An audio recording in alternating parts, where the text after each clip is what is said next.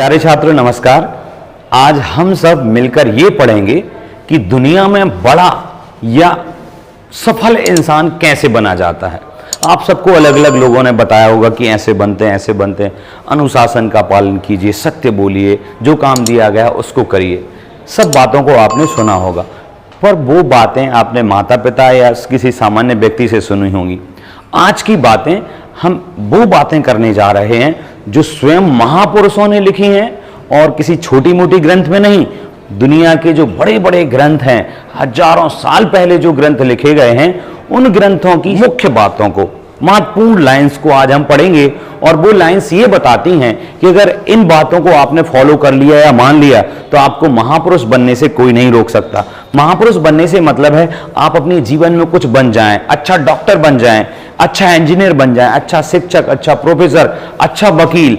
कुल मिलाकर अच्छा इंसान या सफल इंसान या महापुरुष बनने की विधि क्या है, इस बात को आधार बनाकर यह पाठ आपकी पुस्तक में है, जिस पाठ का नाम है सूक्ति मौक्तिकम।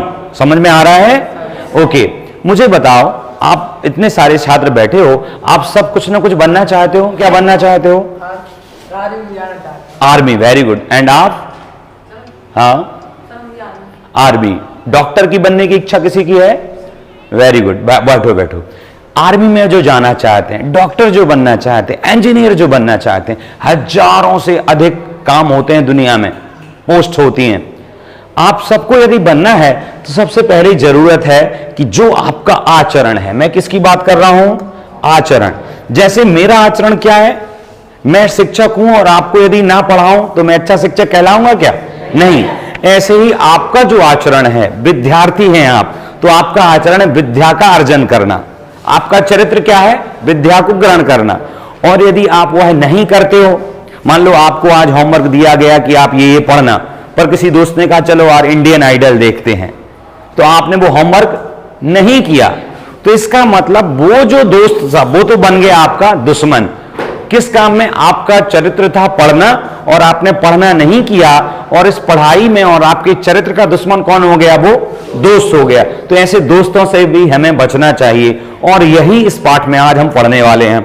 और अपने काम पर मजबूत होने के लिए हमको थोड़ा सा एक्सरसाइज भी जरूरी है, ध्यान भी जरूरी है। आप देख रहे हैं कैसे पहाड़ पर ये महिला ध्यान कर रही है। क्यों? जो थकान है शरीर की या दिमाग की वृद्धि करने के लिए, मजबूत करने के लिए मेडिटेशन और थोड़ी सी एक्सरसाइज जरूरी है। तो यह पाठ जो हम लोग पढ़ने वाले हैं बेटा, यह इसी पर है कि दुनिया का सफल सबसे अच्छा इंसान कैसे बना जाए, उसके लिए हमें क्या करना पड़ेगा। पर उसके पहले एक बात समझो, अच्छा और महत्वपूर्ण इंसान बनने की बातें आदेश में नहीं होती, ऐसा कर लो वैसा कर लो। वो होती आपको सत्य बोलना चाहिए, अनुशासन में रहना, ये चाहिए चाहिए वाले डायलॉग होते हैं। समझ में आया? तो हिंदी में तो हम चाहिए बोल लेते हैं, इंग्लिश में उसके लिए क्या आता है? शुड आता है ना। हिंदी में चाहिए होता है, इंग्लिश में शुड आता है। और संस्कृत में कहते हैं इसके लिए या तो आप विधि लिंग लकार का प्रयोग करो। किसका? विधि लिंग का प्रयोग करो। यदि विधि लिंग का प्रयोग नहीं कर पा रहे हो तो एक और प्रत्यय है जिसका नाम है तव्यत। क्या नाम है? या फिर एक प्रत्यय होता है अनियर। कौन सा? अनियर। जैसे करणीयम, लिखनीयम, बदनीयम, इसका मतलब चाहिए, बोलना चाहिए, लिखना चाहिए। लिखितव्या, बदितव्या मतलब बोलना चाहिए, लिखना चाहिए। या फिर विधि लिंग लकार मतलब लिखित, संरक्षित, गच्छेत। समझ में आ रहा? इन सब का मतलब क्या निकल रहा है? चाहिए अर्थ में। ठीक है। अब हम बात कर रहे थे महान इंसान बनना है तो आपको क्या करना पड़ेगा। इसके लिए ये पाठ पढ़ना है। इस पाठ का नाम है सूक्ति मौक्तिकम। 3 शब्द हैं। नंबर 1 है सु, दूसरा है उक्ति। क्या है? उक्ति का मतलब एक तरह से वचन या बोली गई बात। ठीक है। और आगे लिखा है सु। सु के अंत में क्या है? उ। Very good. और उक्ति के प्रारंभ में, दोनों में दीर्घ संधि होगी तो क्या बन जाएगा? बड़ा सु। समझ गए? सूक्ति अर्थात अच्छे से बोली गई बात। समझ में आ गया? बहुत सम्मान से, अच्छे से, प्यार से बोली गई बात। और फिर लिखा मौक्तिकम अर्थात मोती, अच्छे से बोली गई बात वाले मोती। तो आज के पाठ में आपको मोती मिलने वाले हैं, वैसे देखने वाले नहीं, बड़ा बनने वाले मोती। कुछ लोग धन से बड़ा बनते हैं तो कुछ लोग चारित्र से। अपने भारत देश के राष्ट्रपति का नाम सुना होगा, एपीजे अब्दुल कलाम।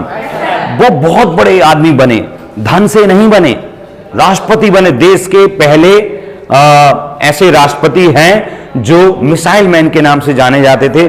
देश की सेवा भी की और सुनो तो इतना काम किया देश के लिए कि विवाह करने तक का समय नहीं मिला।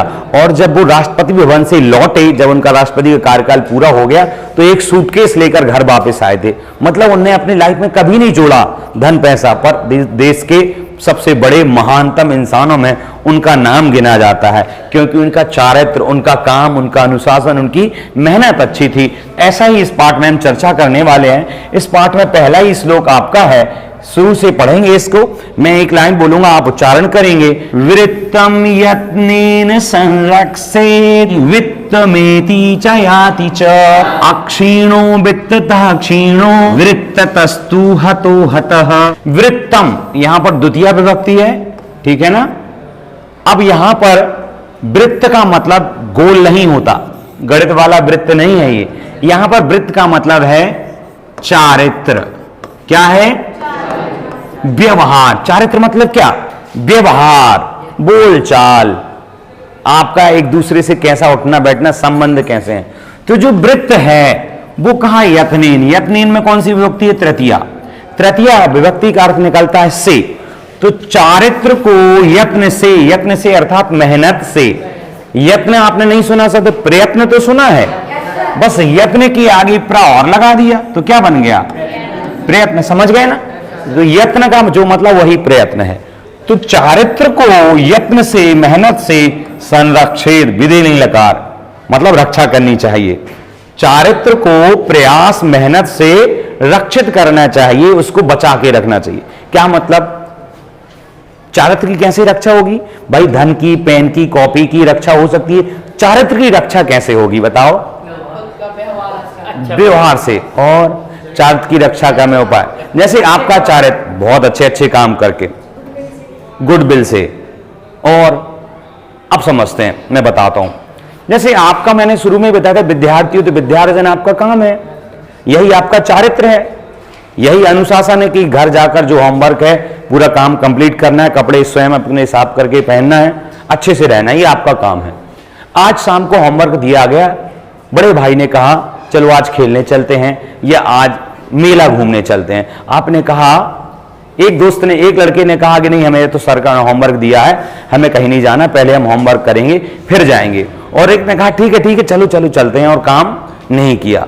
तो एक ने भाई की या दोस्त की बातों में आकर काम नहीं किया और घूमने फिरने में टाइम वेस्ट कर दिया। और एक ने क्या कहा कि नहीं भैया हम नहीं जाएंगे, पहले हम काम करेंगे फिर समय बचेगा तो जाएंगे। दोनों बात समझ में आ गई। तो एक ने अपने चारित्र की क्या करी? रक्षा करी, मना करके। और एक लालच में आ गया और लालच की, घूमने के लालच के चक्कर में अपने चारित्र को नहीं बचा पाया। और फिर जब उसने ये पढ़ाई छोड़ी तो आगे की पढ़ाई भी उसे परेशान करेगी, समझ में नहीं आएगी। कोई काम अगर समय पर ना किया जाए तो बाद में फिर नहीं हो पाता है। बात समझ गए? चारित्र की रक्षा कैसे करनी है? वृत्तम यत्नेन संरक्षित। फिर बोले वित्त, इसमें दो शब्द हैं। नंबर एक है वित्त, वित्तम का हो जाए वित्तम, ठीक है ना। दूसरी तरफ है धन, एति। वित्तम मतलब धन। इस श्लोक में दो की बात है, वृत्त मतलब चारित्र और वृत्त मतलब धन। वृत्त मतलब चारित्र, वित्त मतलब धन। तो कहा चारित्र की रक्षा करनी चाहिए। अपन सब लोग धन की करते हैं, जबकि वित्तम अर्थात धन, एति मतलब आता है, एति मतलब धन आता है, और चा याति च, और याति मतलब जाता है। समझ में आ गया? तो रक्षा किसकी करनी चाहिए? वृत्त की। धन तो आता जाता है, आप उस पर नियंत्रण नहीं कर सकते। कितना भी धन कमाया हो, अगर जरूरत है, बीमार हो तो डॉक्टर को वो जाएगी, आप उसको रोक नहीं सकते। पर चारित्र आपके बस में है। समझ में आ रहा है ना? तो चारित्र की रक्षा करनी चाहिए। फिर आगे बात कही अक्षीणों। समझ में आ रहा है? इसको उदाहरण से बता रहे हैं वो। और बोले अक्षीण, क्षीण का मतलब हो गया नष्ट हो गया, मतलब जो व्यक्ति, उसको क्या बोलेंगे? क्षीण। और जो नष्ट नहीं हुआ उसे क्या बोलेंगे? अक्षीण। समझ में आ गया? तो अक्षीण है, क्या है? अक्षीण मतलब नष्ट नहीं हुआ। वित्त के बाद तह जोड़ दिया, जैसे मैं नगर के बाद तह जोड़ू, नगर तह, तो इसका मतलब निकलेगा नगर से। समझ में आ रहा है?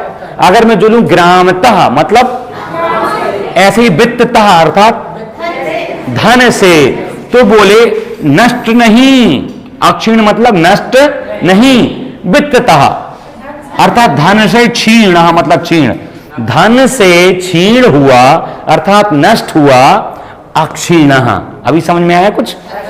धन से क्षीण हुआ व्यक्ति अक्षीण, समझे? धन से जो गरीब हो गया है, धन जिसका क्षीण हो गया है, वो व्यक्ति अभी कैसा है?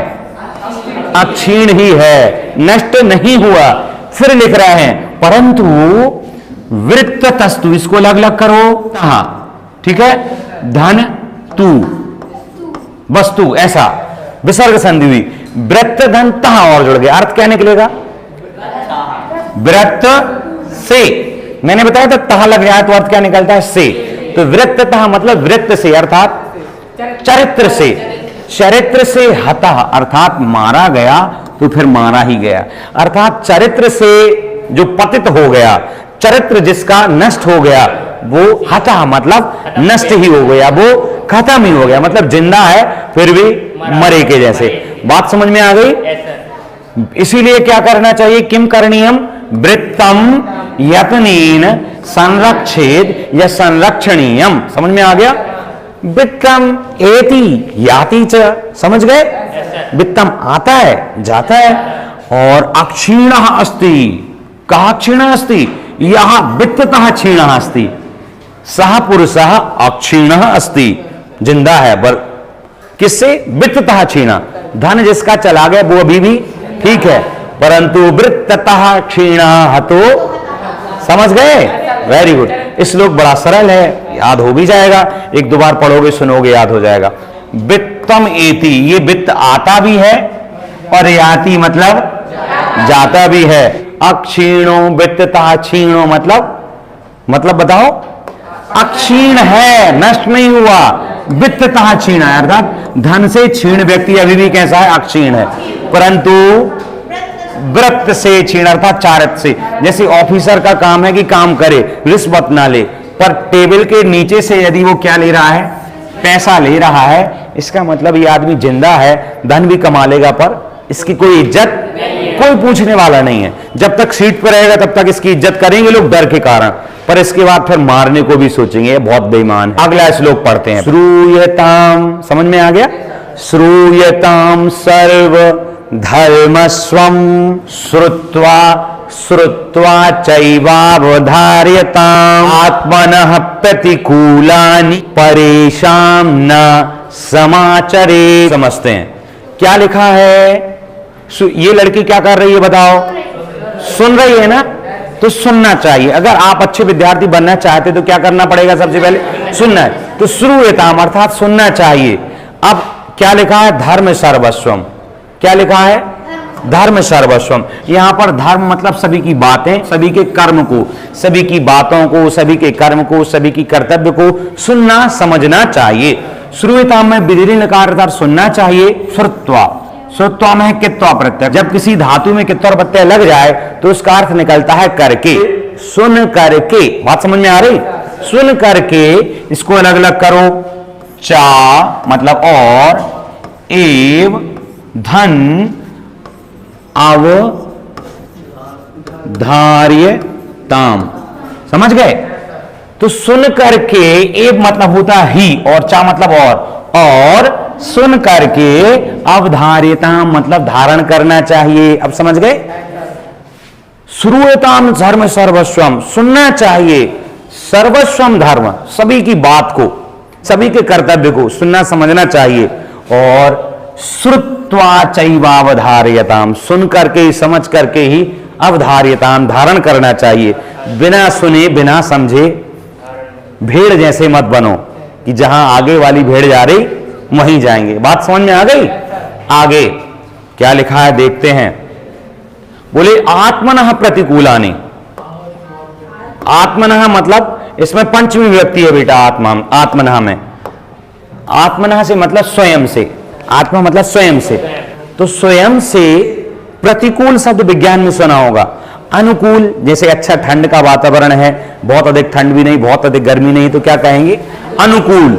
और अगर भयंकर गर्मी हो जाए, 52-55 का टेम्परेचर हो जाए, तो प्रतिकूल। तो कहा स्वयं से प्रतिकूल, और बहुवचन है तो प्रतिकूलानी, स्वयं से जो उल्टा है, यानी मुझे जो कोई बात उल्टी लगती है तो वो कैसी हो गई? स्वयं से उल्टी। तो स्वयं के प्रतिकूलानी किम व्यवहार, यहां इस लाइन में व्यवहार की बात है। किसकी बात है? तो स्वयं के या स्वयं से जो प्रतिकूल व्यवहार है, समझ गए? स्वयं से प्रतिकूल व्यवहार को, यहां व्यवहार साइलेंट है क्योंकि आचरण एक व्यवहार की क्रिया है, या आचरण। तो स्वयं से विपरीत व्यवहार या आचरण को परेशान, षष्ठी विभक्ति बहुवचन, दूसरों से न समाचरित, मतलब आपको जो बात उल्टी लगे, आत्मनः प्रतिकूलानि, मतलब स्वयं से उल्टी, स्वयं के विपरीत कोई बात है या कोई व्यवहार है तो परेशान न समाचरित, अर्थात दूसरों से वैसा आचरण नहीं करना चाहिए। समझ गए? स्पष्ट? ओके। अब जैसे ये देखो, ये लड़की सबसे पहले सबकी बात सुन रही है, समझ में आया? और सुन के ही चा एव अवधार्यताम, पहले बात को ठीक से सुना, फिर अब जब बात को सुना ही नहीं किसी ने, और पता नहीं बोले कान को कौवा ले गया, ठीक से सुना नहीं, सुन भी लिया, समझा भी नहीं, और बस कान देखने लगे। कुछ ने कान नहीं देखा, कौवे को देखने लगे। तो जो कौवे को देखने लगे वो गधे हैं। समझ में आया? तो कहा पहले सुनो और सुनकर बात को समझो और फिर रिएक्ट करो। समझ में आ गया? ठीक है। आगे क्या लिखा? आत्मनः प्रतिकूलानि, आत्मन मतलब स्वयं से, प्रतिकूलानि मतलब उल्टा, स्वयं के विपरीत दूसरों से नहीं आचरण करो, जो आचरण आपके विपरीत है वह दूसरों से नहीं करो। मान लो देखो ये एक स्त्री है, दूसरी स्त्री को क्या कर रही है? डांट रही है, और ये ऐसी बैठी है। अब बताओ इसको बुरा लग रहा है? अगर ये लड़की ऐसा सीखकर किसी के साथ व्यवहार करे, थर्ड के साथ, तो क्या मतलब है कि जो व्यवहार आत्मनः प्रतिकूलानि, इसके लिए प्रतिकूल है, अच्छा नहीं है, वो दूसरों के साथ ये भी ना करे। आजकल होता क्या है, हमारे साथ भी ऐसा हुआ था, हम भी ऐसा ही करेंगे। जबकि क्या कह रहे हैं शास्त्र कह रहे हैं जो स्वयं के विपरीत हो, स्वयं के प्रतिकूल हो, वो परेशान ना समाचरित, दूसरों से वैसा आचरण नहीं करना चाहिए। समाचरित आचरण करना चाहिए नहीं, दूसरों को वैसा आचरण, दूसरों से वैसा आचरण नहीं करना चाहिए। समझ गए बेटा? तो आपको ऐसे नहीं बनना है। अगला श्लोक देखते हैं क्या है, बहुत प्यारा श्लोक है ये भी। प्रिय वाक्य प्रदानेन, बोलिए कैसे बोलेंगे? प्रिय वाक्य प्रदानेन सर्वे तुष्यन्ति जन्तवः तस्मात् तदेव वक्तव्यम् बचने का दरिद्रता, वचने का दरिद्रता। कुछ तो आपको समझ में आ गया होगा। देखो बोले प्रिय, ये देखो कितने अच्छे से बात कर रहे हैं, और बात तो ये लोग भी कर रहे हैं। बताओ बात किसकी अच्छी लगेगी? आप हो सकता है ये हंस के कुछ उल्टा सीधा भी बोल रहे हो, तो भी बात इनका तरीका अच्छा लग रहा है। हो सकता है ये अच्छी बात भी कर रहे हो, पर तरीका ये अच्छा नहीं है। इसीलिए कहा अच्छे जो लोग होते हैं उनके लिए कहा प्रिय वाक्य प्रदानेन। प्रिय मतलब सुंदर, अच्छे लगने वाले, वाक्य मतलब अक्षरों से मिलकर बनते हैं शब्द, और शब्द से मिलकर बनते हैं वाक्य। एक कविता है, ये शब्द बुरे नहीं होते, उपयोग पर फल निर्भर है। ये शब्द लड़ावे भिड़ावे, इनकी मिसाल घर घर है। मतलब शब्द में कोई बुराई नहीं है। कोई मां का शब्द, मां शब्द का प्रयोग सम्मान देने के लिए करता है, तो कोई मां शब्द का उपयोग किसी को बुरा भला कहने में भी करता है। समझ में आ रहा है? तो वही बात है कि हमारे ऊपर है हम कैसा बोलते हैं। तो कहा प्रिय वाक्य के प्रदान करने से, भाई धन पैसा पेन कॉपी तो दे सकते हैं, वाक्य किसी को दिया जाता है क्या? बताओ बेटा, आप बताओ, किसी को वाक्य दे सकते हैं हम क्या? वाक्य नहीं दे सकते। अरे दुआ देते हुए सुना है, वचन देते हुए सुना है। मां मैं वचन देता हूं कि 12 वर्ष तक, जितने वर्ष का मुझे वनवास मिला है, आऊंगा नहीं, मैं जंगल में ही बताऊंगा। वचन दिया तो वचन दिए जाते हैं। अगर बुरा बोल दिया तो बुरा लग जाता है, अच्छा बोल दो तो अच्छा लग जाता है। तो वचन के कारण से भी बहुत कुछ हो जाता है, इसलिए वचन भी दिए लिए जाते हैं। कहा? प्रिय वाक्य प्रदानेन में, प्रदानेन में तृतीया विभक्ति, तो प्रिय वाक्य के प्रदान करने से, ठीक है, अच्छी बात को देने से। सर्वे अर्थात सभी, तुष्यन्ति मतलब संतुष्ट होते हैं। बहुवचन है क्रिया में, सभी जीव, जंतु की जगह जंतवा लिखा है। जंतु मतलब एक और जंतवा मतलब सभी जंतु। तो सर्वे जंतवा तुष्यन्ति, सभी लोग संतुष्ट हो जाते हैं। किस बात से? प्रिय वाक्य प्रदान है। देखो इसने प्रिय बात करी तो ये भी संतुष्ट है, पर इसने प्रिय बात नहीं करी, इसने, है ना, तो ये कैसी है? असंतुष्ट हो गई। तो बात समझ में आई ना? प्रिय वाक्य प्रदान करने से सभी संतुष्ट हो जाते हैं। तुष्यन्ति मतलब संतुष्ट हो जाते हैं। और इसीलिए कहा, इसीलिए तस्मात् मतलब इसीलिए, तदेव, इसको दो हिस्सों में कर दो, तत् धन एव, इसीलिए वैसा ही, तत् एव मतलब वैसा, इसीलिए वैसा ही वक्तव्यम, कौन सा प्रत्यय? तब्यत। कौन सा प्रत्यय? और तब्यत प्रत्यय में क्या अर्थ निकलता है? चाहिए। तो कहा इसीलिए वैसा ही वक्तव्यम अर्थात बोलना, वैसा ही बोलना चाहिए। समझ रहे हो? बचने, बचने मतलब वाणी में, बोलने, वचन में। का दरिद्रता का मतलब कौन सी या कौन सी? दरिद्रता अर्थात गरीबी। भाई किसी को जरूरत पर धन ना दे पाओ, सहायता ना कर पाओ, मान सकते हैं, पर वचन तो सबके पास है। बोलने में तो गरीबी में नहीं करना, मीठा मीठा सबसे अच्छा बोलना चाहिए। समझ में आया? इसीलिए वैसा ही बोलना चाहिए। बचने का दरिद्रता। प्रिय वाक्य प्रदानेन किम भवति? तुष्यन्ति। Very good. सर्वे तुष्यन्ति जंतवा, ठीक है ना, सर्वे जंतवा।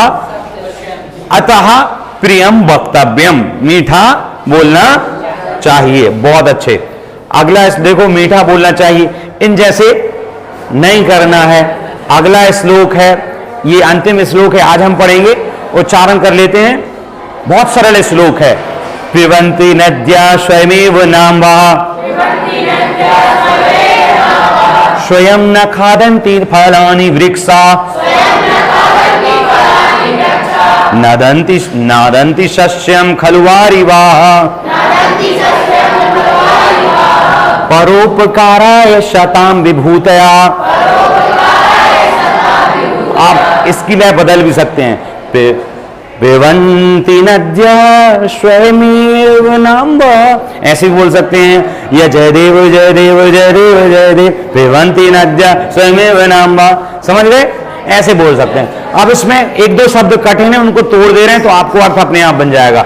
सबसे पहले तो यहां लिखा है नाम्भः, इसमें दो शब्द हैं, ना धन अंभः। अंभः, अंभः मतलब जल और ना मतलब नहीं। इसके बाद नादंती लिखा है, इसमें भी दो शब्द हैं, ना धन अदंती। अदंती मतलब खाना और ना मतलब नहीं। समझ गए? अब परोपकाराय में चतुर्थी विभक्ति और शताम में षष्ठी विभक्ति, बस हो गया। अब सरल है श्लोक। पिबन्ति मतलब पीना, देख रहे हो? पिबन्ति मतलब पीना। नद्या, पीती हैं नदियां। स्वयं एव, स्वयं एव लिखा तो स्वयं एव, स्वयं ही ना धन अंबा, विच्छेद किया था। नदियां स्वयं ही जल को नहीं पीती। Very good. स्वयं ना खादंती, स्वयं ही नहीं खाते। फलानी, फलवानी में द्वितीय विभक्ति बहुवचन, फलों को। वृक्षा अर्थात वृक्ष फलों को स्वयं ना खादन। कभी वृक्ष को फल खाते हुए देखा है? अच्छा, फल देते हुए देखा है? कभी नहीं खाता, देता ही देता है। तो कहा स्वयं नहीं खाते फल वृक्ष को, और ना अदंती, इसमें हमने विच्छेद किया था, तो ना धन अदंती, अदंती मतलब भी खाना ही होता है, ठीक है ना। तो नहीं, अदंती मतलब खाते हैं, सस्यम मतलब फसलम, द्वितीय में अर्थ क्या निकलता है, को, तो नहीं खाते हैं फसल को, खलु मतलब निश्चित रूप से, निश्चित रूप से फसल को नहीं खाते हैं। वारी वाहा, वारी मतलब होता है जल, वारी मतलब, और वाह मतलब उसको वहन करने वाले, जल को यहां से वहां कौन ले जाता है, नदी और बादल, मेघ ले जाते हैं कि नहीं। यहां बादल छाए थे, सरपंच साहब ने कहा, दादाजी ने कहा पानी गिरेगा, हवा आई, बादल उड़ गए, पानी यहां नहीं गिरा, थोड़ा दूसरे गांव में जाके गिरा।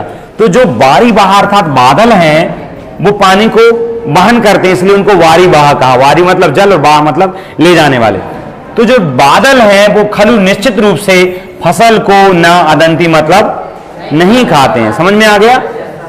जबकि अगर बादल ना गिरे, बरसे, तो फसल होगी कि नहीं, नहीं होगी, पानी नहीं मिलेगा तो सूख जाएगी। परंतु फसल को उगाने वाले, पालने पोसने वाले बादल उस फसल को नहीं खाते। समझ गए।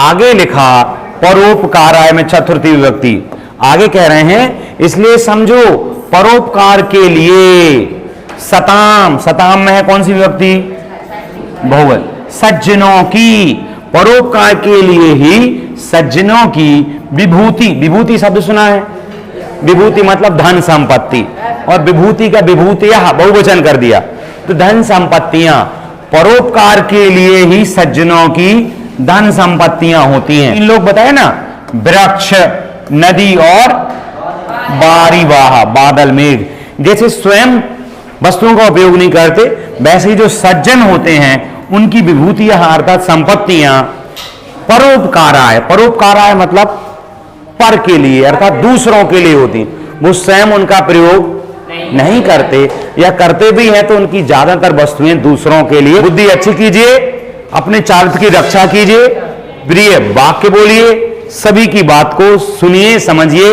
उसके बाद धारण कीजिए। ठीक है। आशा है आपको पूरा पाठ समझ में आया होगा। नमस्ते।